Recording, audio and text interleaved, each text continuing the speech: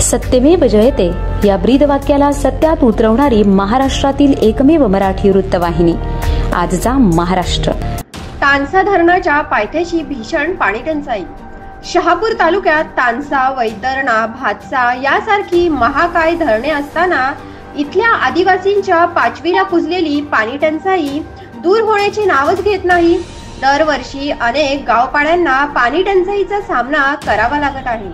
दरवर्षी अनेक शासकीय पाणी योजना कागदोपत्री नाचून पाणी टंचाई दूर करणारे शासकीय अधिकारी आणि ठेकेदार लाखोंचा मलिदा लाटत आहेत, तरी देखील शहापूरची पाणी टंचाई जैसे थे आहे। तालुक्यातील तानसा अभयारण्यालगत असलेल्या अघई ग्रामपंचायत हद्दीत येणाऱ्या सावरदेव पाड्यातील आडवासो बांधव पाणी टंचाईचा सामना करताना दिसून येत आहेत।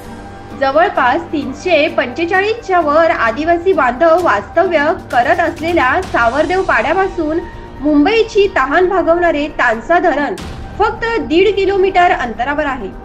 तरीही येथल्या आदिवासी बांधवांना पाण्यासाठी वनवन भटकंती करावी लागत आहे।